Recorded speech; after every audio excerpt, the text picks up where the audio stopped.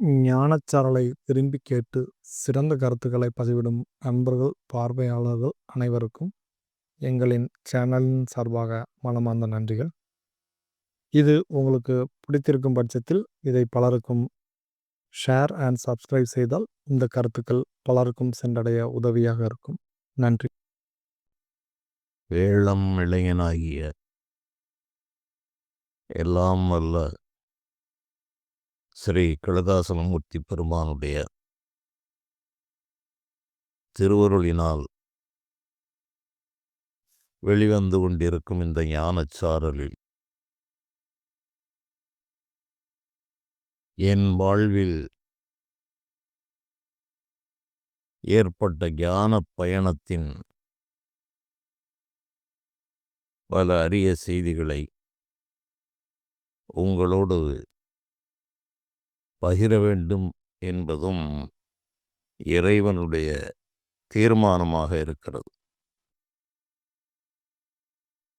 ஏனென்றால் எந்த செயலும் நாம் எண்ணி ஒரு செயல் செய்துவிட முடியாது. எல்லா செயல்களையும் யான் எனது என்று அவரவரை கூத்தாட்டுகிற அந்த இறைவனால் தான் நடக்கிறதே தவிர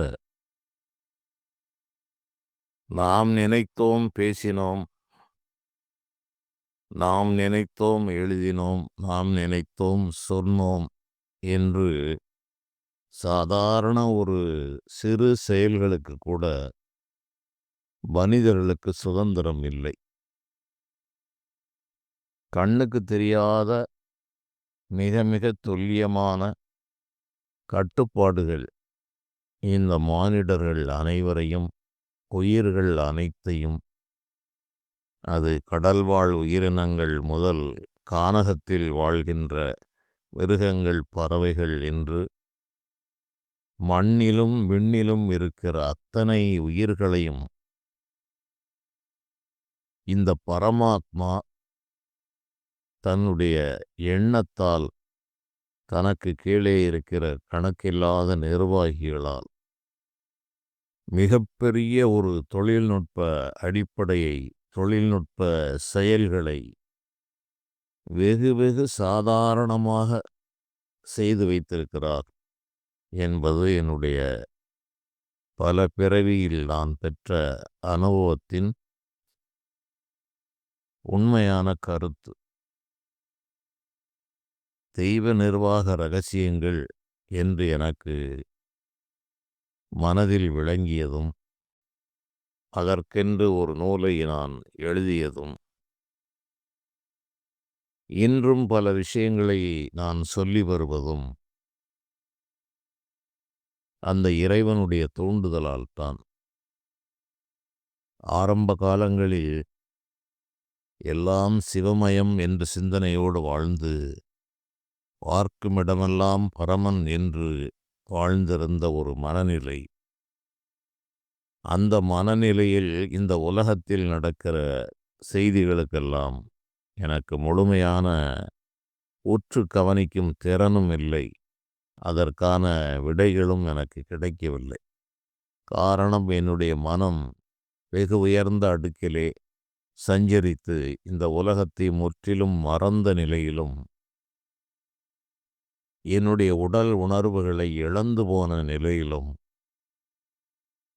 ஒரு கால் உன்மத்தன் என்கிற நிலையில்தான் என்னுடைய வாழ்வின் பெரும்பகுதி கழிந்திருக்கிறது. ஒரு காலத்தில் இந்த ஜோதிட ஞானம் பழைய பிறவிகளில் செய்தது. அது ஒரு ஊற்றுக்கண் போல் திறந்தது. அதிலும் என்ன ஒரு ஆச்சரியம் என்ன என்றால், சுமார் 50 ஆண்டுகளுக்கு முன்னால் திருநெல்வேலியில்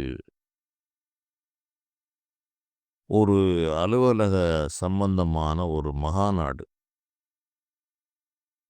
நான் இவற்றிலெல்லாம் சம்பிரதாயமாக கலந்து கொள்வதை தவிர ஆழ்ந்த ஈடுபாடுகள் நான் வைப்பதில்லை. அதில் ஓரிருவர் எனக்கு சில உதவிகளை செய்தார்கள் என்று அவர்களுக்காக நான் வலிந்து பல விஷயங்களில் தலையிட்டு கணக்கில்லாத நபர்களுடைய எதிர்ப்பை தான் நான் சம்பாத்தியம் செய்திருக்கிறேன். காரணம், இவர்கள் செய்த ஒரு சிறு உதவி. அந்த சிறு உதவிக்காக நான் எடுத்துக்கொண்ட அந்த ஆபத்தான செயல்கள் மிக அதிகம். இப்படி ஒருவருக்கல்ல, பல நபர்களுக்கு சின்ன சின்ன உதவிகள் செய்திருந்தாலும் என்னுடைய உயிரையே வழங்க வேண்டிய ஒரு நிலை இருந்தால் நான் அதற்காக தயங்கியதில்லை. காரணம், என்றோ ஒரு நாள் போகப் போகிற உயிர். அது ஒரு முறைதான் உடம்பை விட்டு செல்லும். ஒரு பிறவியில் உடம்பிலே நுழைந்த இந்த ஜீவான்மா ஒரு முறைதான் வெளியே செல்லும், நிரந்தரமாக. தினந்தோறும் வெளியே செல்கிறது தற்காலிகமாக. மரணம் என்று வருவது ஒரு முறை வரும். அந்த மரண அனுபவங்கள், உடம்பை விட்டு வெளியே செல்லுதலே ஒரு மரண அனுபவம் என்பது பின்னால் நான் தெரிந்து கொண்டது. யான முதிர்வில் பறவை கூட்டை விட்டு பறப்பது போல் இந்த சூக்கும சரீரம் வெளியே போய்விட்டால் இந்த உடம்பு கட்டை போல், சுருக்கமாகச் சொன்னால் இது ஒரு சவசரீரமாக மாறிவிடுகிறது. என்ன அதில் சிறு வித்தியாசம் என்ன என்றால், ஜீவன் முற்றிலும் தொடர்பை அறுத்து கொண்டால் இந்த உடல் பொலிவிழந்து விடுகிறது, களை இழந்து விடுகிறது. உடனடியாக இந்த உடம்பை ஈக்கள் மொய்க்கிறது. ஆனால் இவ்வாறு சூக்கும சரீரத்தில் வெளியே செல்லும்போது எத்தனை நாழிகைகள் ஆயிருந்தாலும் இந்த ஸ்தூல சரீரத்திற்கும் அதற்கும் ஒரு தொடர்பு இருக்கிற காரணத்தால் இந்த உடம்பை ஈமொய்ப்பதோ வேறு எந்த அந்த இறந்து போன உடம்புக்கு நடக்கிற எந்த செயல்களும் இதற்கு நடப்பதில்லை. அது ஒரு சூட்சுமம் இதில் இருக்கிறது. ஜீவனோடு சமாதியாகி சஞ்சரித்து கொண்டிருக்கும் போது அந்த சரீர தொடர்பு தற்காலிகமாக நீங்கியிருந்தாலும் நுட்பமான அலைவரிசை தொடர்பு அது துண்டிக்கப்படாமலே இருக்கும். எத்தனை காலமானாலும் கூட துண்டிக்கப்படாமல் இருக்கும்.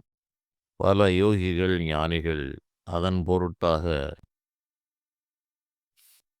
பல நாள்கள் மண்ணுக்குள் புதைந்திருந்து வெளியே வந்தவர்கள் இருக்கிறார்கள். அவ்வப்பொழுது உடம்பை விட்டு அவன் கூப்பிடுகிறான், இவன் கூப்பிடுகிறான் என்று சொல்லி போய் வருகின்றவர்களும் இருக்கிறார்கள். இரவு நேரங்களில் உடம்பை விட்டு பல இடங்களுக்கும் சென்று வருகிறவர்களும் இருக்கிறார்கள். அவையெல்லாம் நம் கண் முன்னால் பல செய்திகள் அவ்வாறு நம்மால் பார்க்க முடிகிறது, கேட்க முடிகிறது. சென்று வந்தவர்கள் சொன்ன விஷயங்களையும் கேட்க முடிகிறது. அவர்கள் வாழ்ந்த காலத்தில் நாமும் இருந்து பார்த்திருக்கிறோம். பொதுவாக இந்த யோகிகள், ஞானிகள் வாழ்கின்ற காலத்தில் அவர்கள் அங்கீகரிக்கப்படுவது மிக குறைவு. பலதரப்பட்ட கருத்துக்கள் அந்த நபர் மேல் வருகிறது. அவரை பிடிக்கிறவர்கள், பிடிக்காதவர்கள் என்று 2 பிரிவு இருக்கிறது. சிலருக்கு காரியமாகி விடுகிற காரணத்தால் அவர்கள் உயர்வாக பேசுவதும், சிலர் வெவ்வேறு அளவுகோல்களில் பார்க்கும்போது அவர்களுக்கு சில காரியங்கள் நடக்கவில்லை என்றாலோ அல்லது ஏதோ ஒரு காரணத்திற்காக இந்த ஞான புருஷர்களுக்கு எதிர்ப்பும் இருந்து கொண்டே இருக்கும். அவர்களுடைய வாழ்நாளை உண்மைத்தன்மையை புரிந்து கொள்ளாமல் அவர்களை தூற்றுவது, பல விதங்களில் அவர்களுடைய குணங்களை ஆராய்வது, அதனால் இவர்களுக்கு ஒரு தெளிவான முடிவு கிடைக்கவில்லை என்றால் அவர்களை குறை கூறுவது என்று ஒரு செயல் நெடுங்காலமாக இருக்கிறது. இந்த ஞானம் பெற்றவர்கள், பக்தி நிலை பெற்றவர்கள், தன்னை உணர்ந்த இந்த ஞானிகளை இப்படித்தான் என்று வரையறுத்து சொல்லிவிட முடியாது. அதே சமயத்தில் மனம் போன செயல்களை மனம் போனபடி செய்து கொண்டிருக்கிற அனைவரும் தெளிந்த ஞானத்தை பெற்றுவிட்டார்கள் என்றும் நாம் எண்ண முடியாது. அதை நீண்ட காலம் பழகி அவர்களுடைய சொல், செயல் இவற்றை உற்று நோக்கி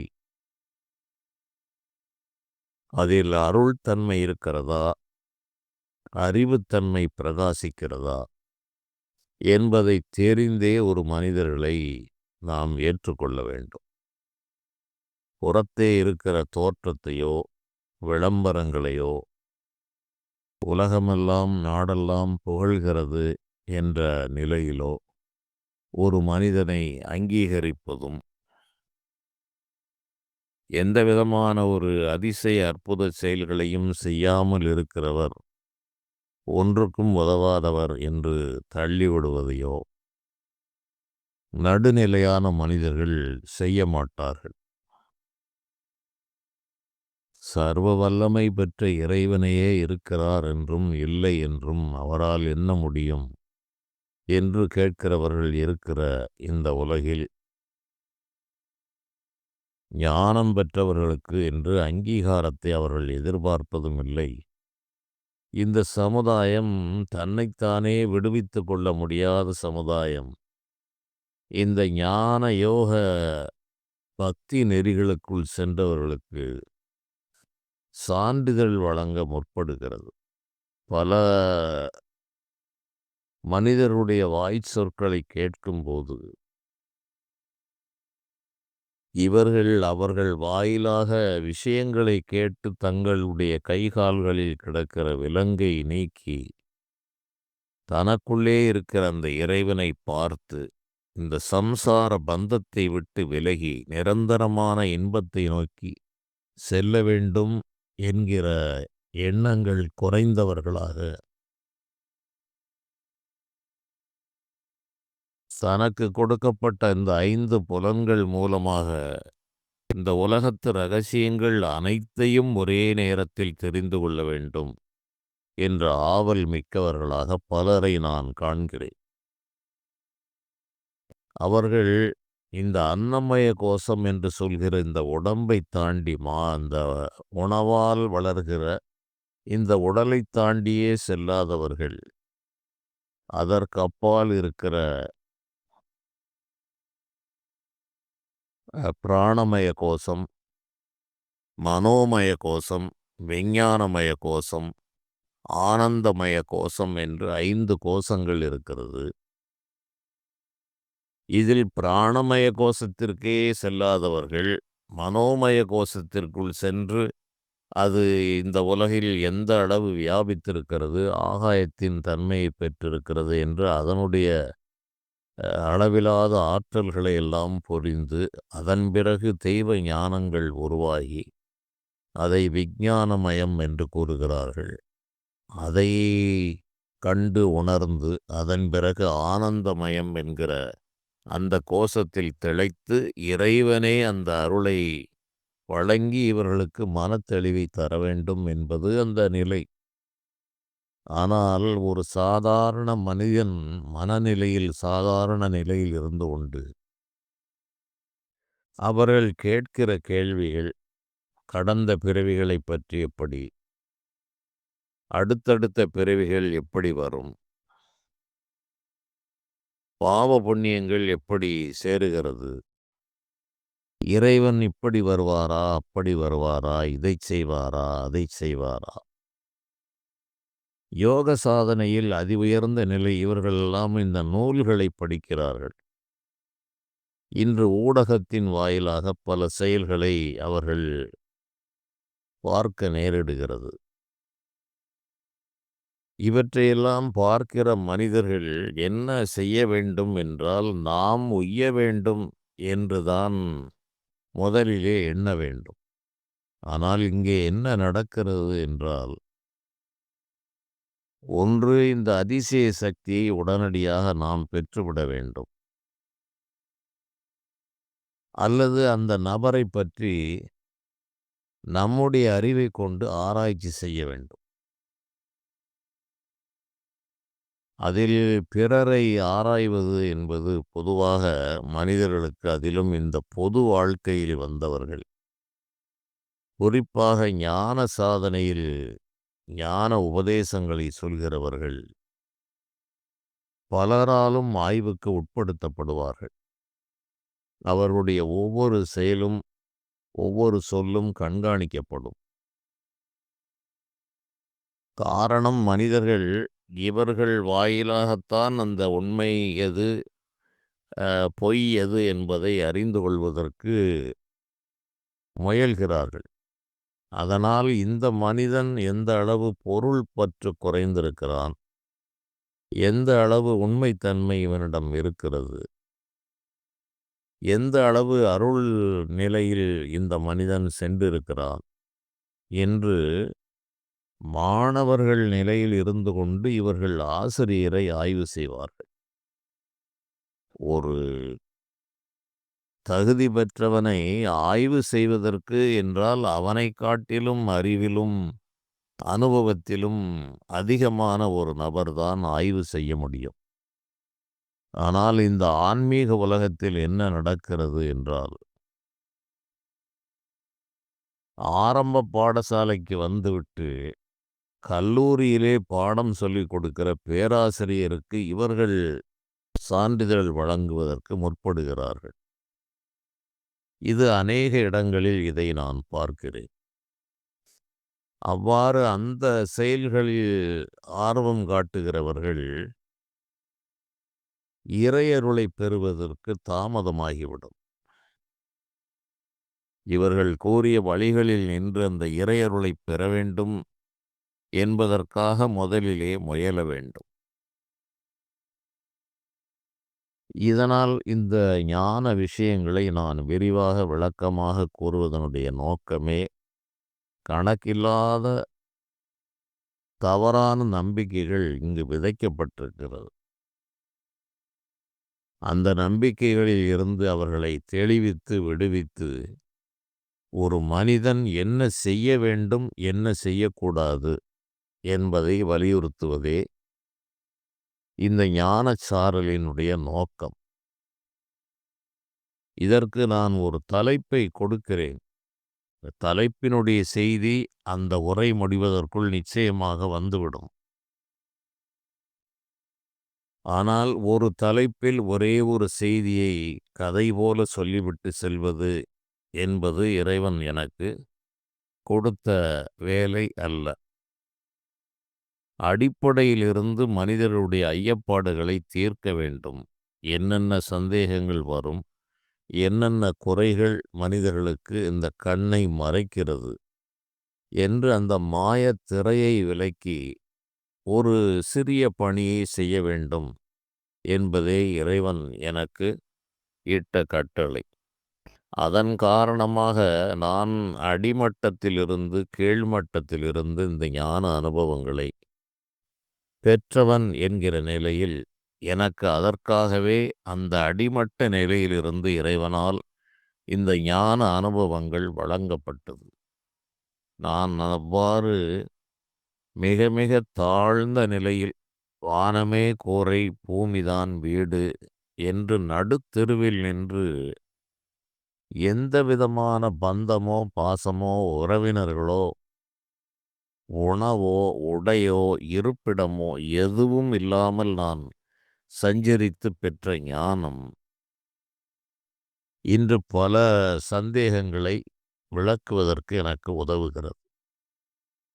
நான் மிக வசதியான சூழ்நிலையிலிருந்து ஏதோ விதிவசத்தால் இந்த ஞானத்தை ஓரளவு பெற்றிருந்தால், இதில் எழுகிற கணக்கில்லாத சந்தேகத்திற்கு என்னால் விடை சொல்ல முடியாது.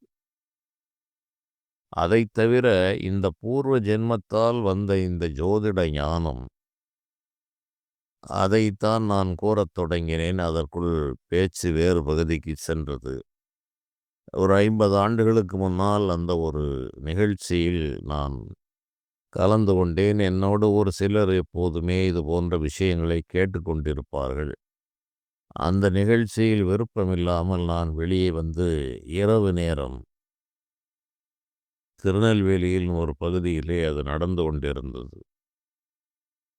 அப்போது நான் அந்த நபரிடம் வானத்தை பார்த்தபடியே இருந்தேன்.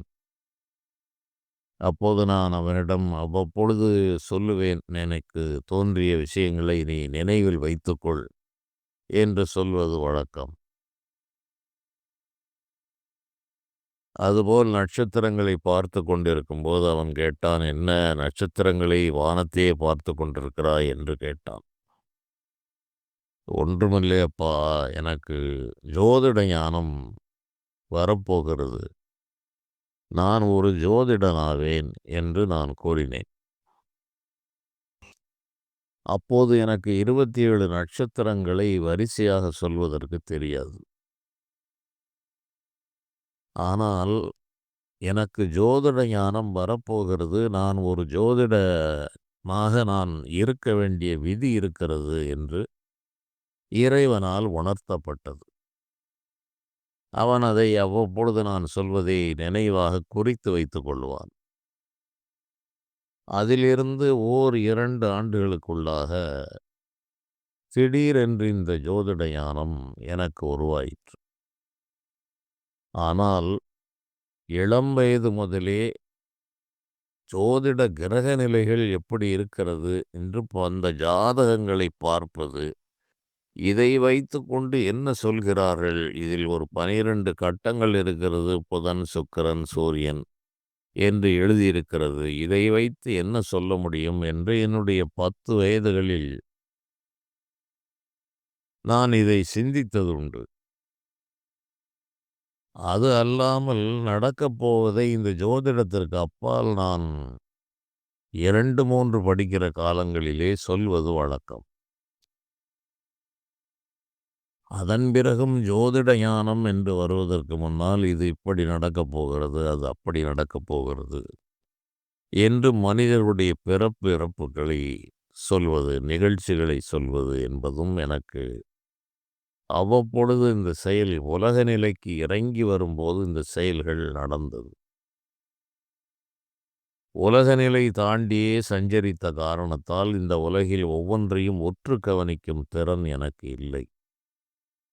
இந்த ஜோதிட அறிவு என்று இவ்வாறு வரப்போகிறது என்பதை முன்னதாகவே இறைவன் எனக்கு உணர்த்தி, அதிலிருந்து ஓரிரு ஆண்டுகள் இந்த சூரிய உதயம் ஆரம்பமாவதற்கு முன்னால் அந்த கீழ்வானம் எவ்வாறு சிவந்து சூரிய உதயத்தை அறிவிக்கிறதோ, அதுபோல் அடுத்து வரக்கூடிய நிகழ்ச்சிகள் சில காலம் முன்பாக அது ஒரு அடையாளத்தோடு நமக்கு வருகிறது. அதை உற்று கவனிக்கும் மனநிலையில் இருந்தால் நிறைய விஷயங்களை நாம் தெரிந்து கொள்ளலாம். என்னை பொறுத்த அளவில் நான் இங்கு உற்று இருக்கிற காலம் குறைவு. தன்னை மறந்து இருக்கிற காலம் அதிகம். அதனால் கீழ்நிலையில் இறங்கி உற்று கவனிக்கும்போது மட்டுமே இவைகள் என் மனதிற்கு புலனாகிறது. மற்ற நேரங்களில் என்ன செய்கிறோம் என்பதே என்னுடைய வசம் இழந்தவனாக நான் பல ஆண்டுகளாக, அரை நூற்றாண்டுகளுக்கும் மேலாக அவ்வாறுதான் என்னுடைய வாழ்வு போய்க் கொண்டிருக்கிறது. அதிலும் இப்போது வயது முதிர்வு காரணமாக நினைவு மறதிகள், உடலில் ஏற்பட்டிருக்கிற பல உபாதைகள், இவற்றையெல்லாம் ஒருபுறம் தள்ளி வைத்துவிட்டுத்தான் என்னுடைய செயல்கள் நடந்து கொண்டிருக்கிறது. இப்போது நான் உங்களோடு பகிர்ந்து கொள்ள வேண்டும் என்று இன்று ஆரம்பித்த இந்த தொடர், ஒரு சாதாரணமான பெயர்களுக்கு கூட ஒரு முக்கியத்துவம் இருக்கிறது. இன்ன பெயர் உடையவர்கள் இவர்களுக்கு உதவுகிறார்கள், இன்ன பெயர் உடையவர்கள் இவர்களுக்கு எதிரிகளாக மாறுகிறார்கள். இவர்களால் இடையூறு, அவர்களால் அதற்கு நிவாரணம் என்று இது ஒரு மிகச்சிறிய விஷயம் என்றாலும் இதற்குள் பல பெரிய ரகசியங்கள் அடங்கி கிடப்பதை நான் வெகு காலங்களுக்கு முன்பு இதை உணரும்படியான நிலை எனக்கு ஏற்பட்டது. என்னுடைய வாழ்க்கையையும் இன்னும் பலருடைய வாழ்க்கையையும் அதைப் பற்றி நான் நிறைய பேரோடு தொடர்பு கொள்கிற காரணத்தால், ஒவ்வொரு பெயருக்கும் என்னென்ன முக்கியத்துவம் இருக்கிறது என்பது அதுவும் ஒரு தனிப்பட்ட ஆய்வு. அதில் பல செய்திகள் எனக்கு கிடைத்தது. ஆரம்ப காலங்களில் அதிகமான ஜாதகங்களை பார்க்கும்போது பெயர்களை முதலில் பார்த்து விடுவது. அந்த ஒவ்வொரு பெயருக்கும் தனி ஒரு தன்மை இருக்கும்.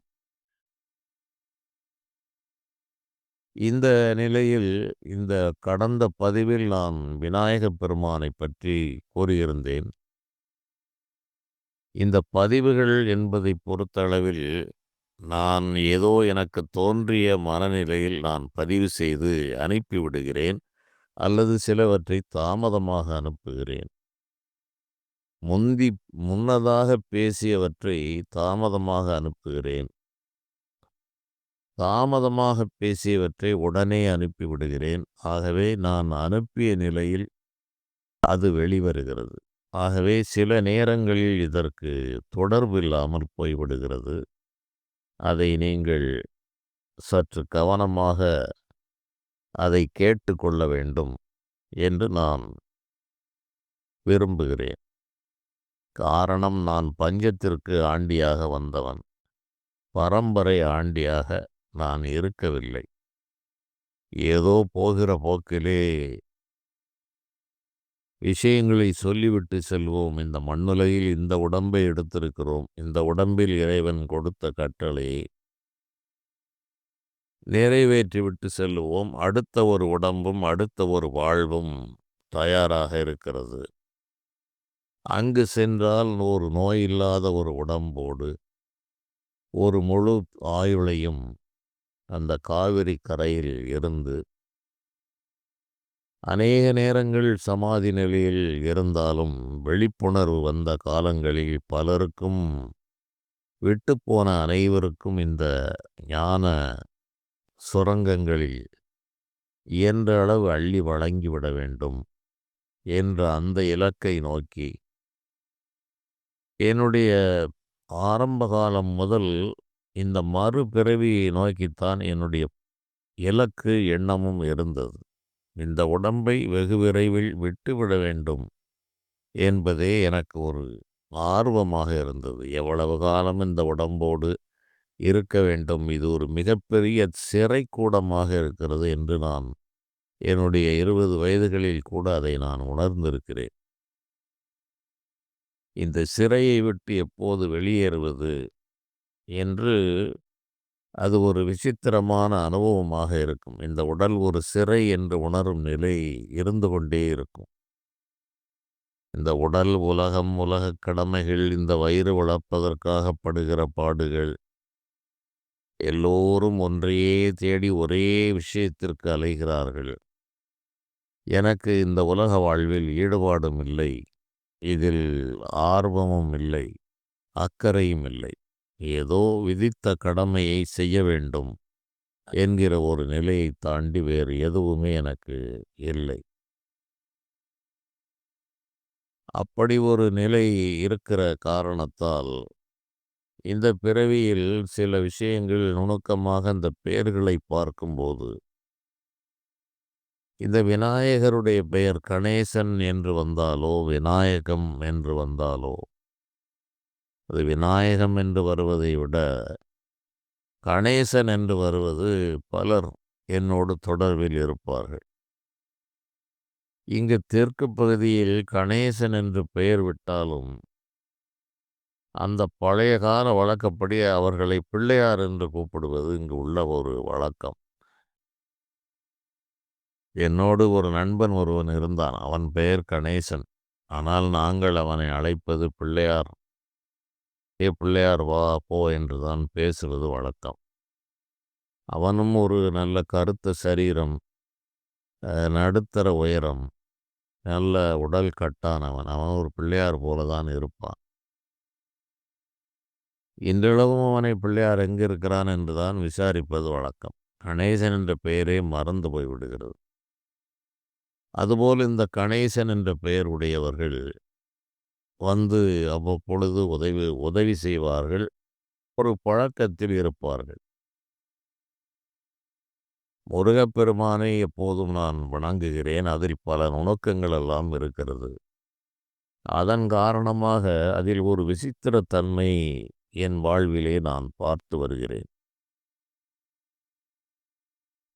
மாரியம்மன் என்ற அந்த அம்பாளுடைய வழிபாடு எங்களுடைய மூதாதையர்கள், தாய் வழி மூதாதையர்கள் மிக சிறப்பாக அதை செய்து அம்பாள் அவர்களோடு பேசி உறவாடி கணக்கில்லாத அதிசய அற்புத செயல்களை எல்லாம் செய்திருக்கிறார் என்பதை என்னுடைய தாயார் வழியாக தெரிந்து, நூல்களிலே ஆவணமாக ஆக்கப்பட்ட பாடல்கள் பல செய்திகளெல்லாம் எனக்கு பின்னால் அனைத்தும் தெரிந்து, அது ஒரு மிகப்பெரிய வரலாறாக இருக்கிறது.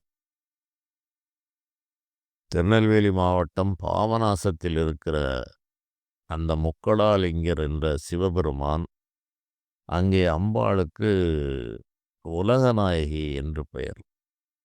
அந்த உலகநாயகியை வணங்கி இவர்கள் கவித்துவம் பெற்றவர்களாக, கவிராயர்களாக பலர் தோன்றி அகஸ்திய பெருமானுடைய அருளால் வரகவியாக இவர்கள் அந்த அம்பாள் மேல் பாடுவது என்று ஒரு 10 கவிராயர்களுக்கு மேல் இருந்தார்கள். அவர்களை கவிராயர்கள் என்றே அழைத்தார்கள். அவர்களுடைய அந்த அம்பாளுடைய அனுக்கிரக சக்தி சேதுபதி ராஜாவால் கூட அது பரிசோதிக்கப்பட்டு அந்த செயல்களெல்லாம் நடந்தது. அது முன்பே நான் சொல்லியிருக்கலாம். அது என்னுடைய தாய் வழியில் அவ்வாறு அந்த ஒரு அனுக்கிரகம் கிடைத்த காரணத்தால், அரிதாக என்னுடைய தாயாருடன் பிறந்தவர்கள் அதிகமான பேர். ஒரு 5 ஆண்களும் 5 பெண்களும். அது தவிர உறவினர்கள் என்று பார்த்தால் அது 100 கணக்கிலே போய்விடுகிறது. இப்படி நிலையில் இது அரிதாக இதுபோன்ற ஞானிகள் தோன்றி சுமார் 500 ஆண்டுகளுக்கு முன்பு அகஸ்திய பெருமானுடைய அருளால் தோன்றியவர்கள். கடைசி கவிராயர் போன்றவர்களெல்லாம் வாழ்ந்து பிறந்து 300 ஆண்டுகள் ஆகிறது. அதில் அரிதாக சிலருக்கே அந்த தமிழ் ஆர்வமும் ஞானமும் வந்தது. அதை என்னுடைய தாயார் கூறுவார். உனக்கு அந்த தமிழறிவையும் ஆர்வத்தையும் அந்த ஞானத்தையும் மூதாதையர்கள் வழி வந்த காரணத்தால் உனக்கு அமைந்திருக்கிறது என்று என்னுடைய தாயார் தங்களுடைய பிள்ளைகளிலே என்னையை மட்டும் சிறப்பாக சொல்லுவார். அதே நேரத்தில் உனக்கு உன்னுடைய பாட்டனின் குணமும் இருக்கிறது. ஆகவே உன்னுடைய முன்னேற்றம் தடைப்படுகிறது. இந்த கோபம் போன்றவற்றை விட்டுவிடு. முன்கோபம், முரட்டுத்தனமான செயல்களெல்லாம் இதற்காக என்னுடைய தாயார் மிக சிரத்தை எடுத்துக்கொண்டார். எனக்கு அப்போது அந்த வயதில் என்னுடைய குற்றம் தெரியவில்லை. அது மரபு குணம் என்ற ஒன்று இருக்கிறது. என்னுடைய பூர்வ பிறவிகளில் நான் செய்த செயல்கள் இவையெல்லாம் பிறந்த ராசி லக்னங்கள், சந்தர்ப்ப சூழ்நிலைகள் இவை அனைத்தும் ஒரு மனிதனை வழிநடத்துகிறது. அதுவும் இறைவன் திருவுள்ளம். அது எனக்காக என்று நான் செய்ததை விட பிறருக்காக, தாய் தந்தையருக்காக, குடும்பத்தினருக்காக என்று இப்படி அந்த வாழ்வு இருந்தது. அப்போது இந்த அம்பாளுடைய வழிபாடுகளை செய்த காரணத்தால் மாரியம்மன் என்ற ஒரு மாரியப்பன், மாரியம்மாள் என்ற பெயர் உடையவர்கள் இளமை காலம் தொட்டு என்னோடு நெருங்கி பழகுகிறார்கள். அவர்கள் மூலமாக பல உதவிகள் கிடைக்கிறது. இதில் என்ன வியப்பு என்றால், எந்த ஒரு தெய்வத்திற்கும் நான் அதனுடைய மூல மந்திரங்களை ஜெபம் செய்வது, அதற்கென்று சிறப்பு பிரார்த்தனைகள் செய்வது என்று நான் செய்ததில்லை. தெய்வங்களை அழைத்தால் அந்த தெய்வங்கள் உதவுகிறது. எந்த பெயரை சொல்லி அழைத்தாலும் உதவுகிறது. அழைக்காமலே உதவுகிற தெய்வம் இந்த மாரியம்மன். இதை என் வாழ்வில் பலமுறை பார்த்திருக்கிறேன். எந்த ஊருக்கு சென்றாலும் அங்கு யாராவது ஒரு மாரியப்பன் என்ற பெயருடையவர் ஒருவர் அல்ல 2, 3 பேர் தொடர்பில் இருப்பார்கள். இன்றளவும் அது அவ்வாறே போய்க்கொண்டிருக்கிறது. பொதுவாக அந்த காலங்களில் எல்லோருக்கும் இறைவனுடைய பெயரையே வைத்தார்கள். தற்காலங்களில் முற்றிலும் அது மாறுபட்டு அது வடநாட்டு சொற்கள் ஹிந்தியா, என்ன மொழி, வங்காளியா என்று எதுவுமே தெரிந்து கொள்ள முடியாமல் தற்போது ஒரு 20 ஆண்டுகளாக வைக்கிற பெயர்களெல்லாம் நம்மால் புரிந்து கொள்ளவும் முடியவில்லை, வாயினால் சொல்லவும் முடியவில்லை. முருகனுடைய பெயருடையவர்களில் ஒரு விசித்திரமான நிலை இருக்கும். உதாரணமாக சண்முகம் என்று பெயர் இருந்தால் அந்த நபர் என்னிடம் அவருடைய ராசி லக்ன ரீதியாக எனக்கு நட்பில் இருந்தால் ஓரளவு சரியாக வருவார்கள். இல்லாவிட்டால் என்னை விட்டு விலகியே இருப்பார்கள். இந்த சண்முகத்தோடு வேல் என்று வந்துவிட்டால், சண்முக வேல் என்று வந்தால் அவர்களால் எனக்கு பல உதவிகளும் தொல்லையற்ற நிலையும் இருக்கும்.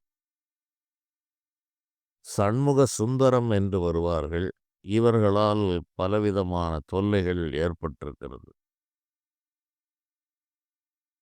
இவர்கள் ஒருவேளை ராசி லக்கணத்தால் எனக்கு நட்பு நிலையில் இருந்தால் இவர்கள் என்னிடம் அதிகமாக ஒட்டாமலே விலகிச் செல்வார்கள்.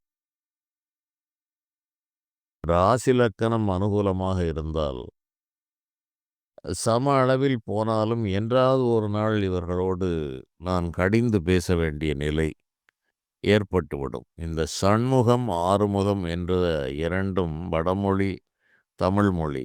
இந்த இரு பெயர்களில் வெறும் ஆறுமுகம் என்றிருந்தாலும் அதிலும் குறிப்பாக சண்முகம் என்றிருந்தால் அந்த நபரோடு எப்படியாவது ஒரு உரசல், முட்டல் மோதல் வந்து விடுகிறது.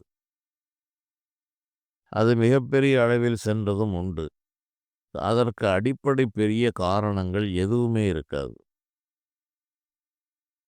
இந்த சண்முகத்தோடு வேல் சேர்ந்து விட்டால் அந்த குற்றங்கள் எல்லாம் நீங்கி விடுகிறது.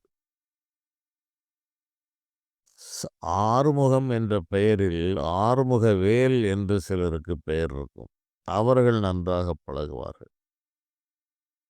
இது ஒரு விசித்திரமான விடை தெரியாத ஒரு நிகழ்வாக இன்றளவும் இருக்கிறது. ஆறுமுக வேல், அந்த வேல் என்ற அந்த ஆயுதம் வந்தவுடன் அது நட்பாக மாறுகிறது. வெறும் ஆறுமுகம் என்று இருந்தால் அது அந்த அளவு ஒரு ஈர்ப்பை தருவதில்லை. இந்த முருகப்பெருமானுடைய பெயரில் இந்த 2 நிலைகளை நான் பார்த்திருக்கிறேன். அது தவிர முருகேசன், முருகையா, கந்தசுவாமி, பழனி, பழனிச்சாமி என்று பலர் அந்த முருகப்பெருமானுடைய பெயர்களில் அனுகூலமான ஒரு பழக்கத்திலே இருப்பார்கள். நாராயணன் என்கிற பெயர் உடையவர்களும் என்னோடு தொடர்பிலே இருப்பார்கள். வெங்கடேஸ்வரன், வெங்கடேசன் என்ற பெயர் உள்ளவர்கள் அன்று முதல் இன்று வரையிலும் எப்படியாவது ஒரு 2 பேர் 3 பேர் என்னோடு நெடுங்காலம் பயணம் செய்து வருபவர்கள் இருக்கிறார்கள். இது பார்த்தால் ஒரு பெயர்தான். ஆனால் அந்த பெயருக்குள் இவ்வளவு விஷயங்களும் அடங்கியிருக்கிறது. இந்த பெயர் பொதுவாக நான் முன்பே குறிப்பிட்டிருப்பேன். இது சூக்கும உடலுக்குத்தான் இந்த பெயர் வைக்கப்பட்டிருக்கிறது. ஸ்தூல உடலுக்கு இந்த பெயர் இல்லை. இந்த பெயரும் கூட இறைவனால் திட்டமிடப்படுகிறது. இந்த பெயரில் தான் இவன் பிறந்து வளர்ந்து ஜீவிக்க வேண்டும் என்பது முடிவு செய்யப்பட்ட ஒன்றாக இருக்கிறது. இந்த பெயரின் அடிப்படையில் தான் இந்த நாடி ஜோதிடம் என்பதில் முதலில் கண்டுபிடிப்பது அவர்கள் இந்த பெயரைத்தான் கண்டுபிடிக்கிறார்கள். ஆனால் அது நேரடியாக வருகிறதா என்றால் பலவிதமான சுற்று வழிகளில் அது கொரிலா, நெடிலா, முதல் எழுத்து என்ன, உயிரெழுத்தா, அப்படி எப்படி என்று என்னெல்லாமோ கேட்டுத்தான், உயிர்மெய் எழுத்தா என்று கேட்டுதான் அந்த பெயர்கள் வருவதாக சொல்லப்படுகிறது. மற்றவை சிலவை யூகத்தாலும் சொல்லப்படுகிறது. ஒரு செ ஒரு 10 ஆண்டுகளுக்கு முன்பாக ஒரு இடத்திலே ஏதோ நாடிய சொல்லுகிறார்கள் என்று, அது அதிக தொலைவு இருந்தால் நான் சென்றிருக்க மாட்டேன்.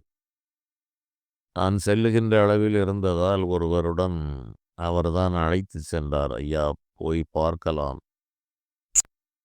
சரி, இதுபோல நிறைய நபர்களைப் பற்றி நான் கேள்விப்பட்டிருக்கிறேன்.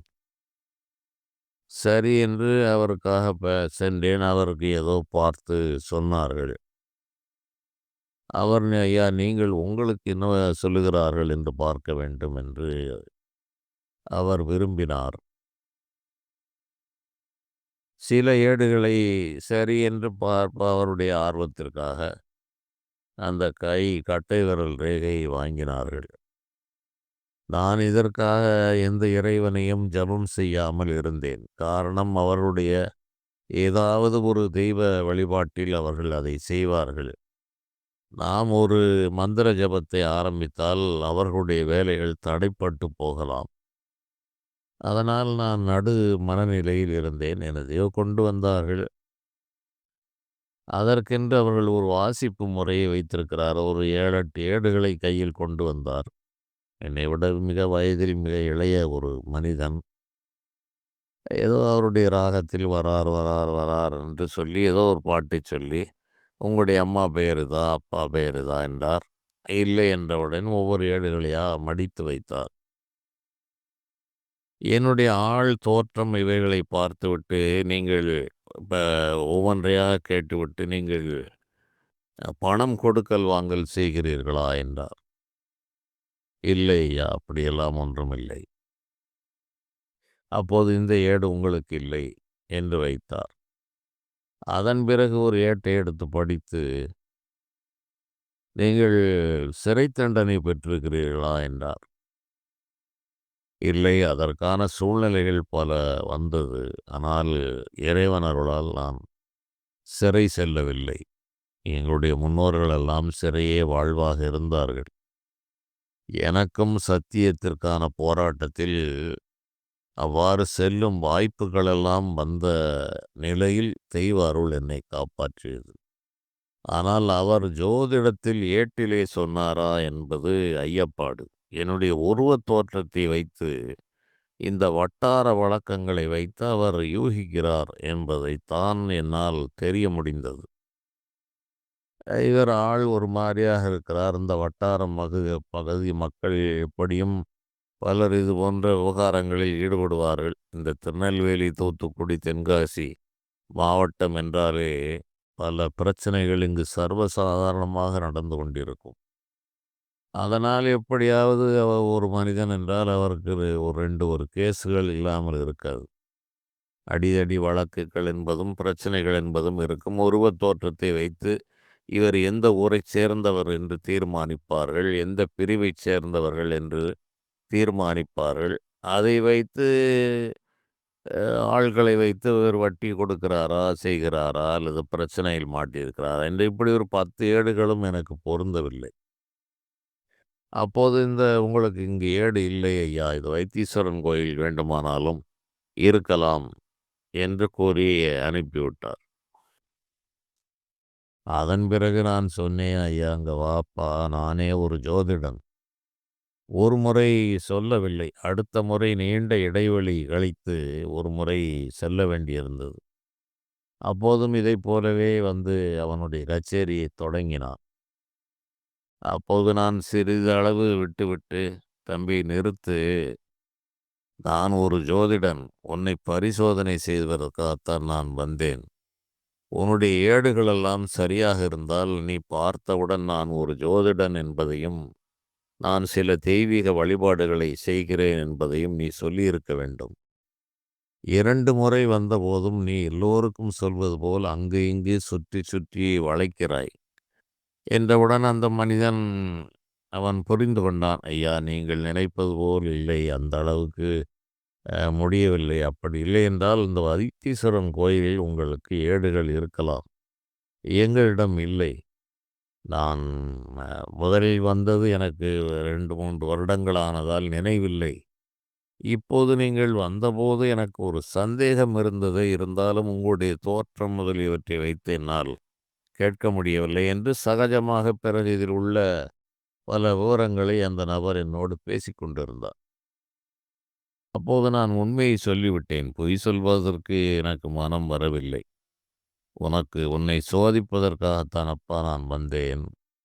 இதில் பலர் போய் வந்து பல அனுபவங்கள் எனக்கு சொல்லியிருக்கிறார்கள். ஆனால் நாமே பார்த்தால்தான் அதை ஓரளவு நாம் யூகிக்க முடியும் என்று வந்தேன். அது நீங்கள் பல வழிகளிலே சுற்றுகிறீர்கள் என்று அந்த மனிதனும் சகஜமாக பேசிக் கொண்டிருந்தார்.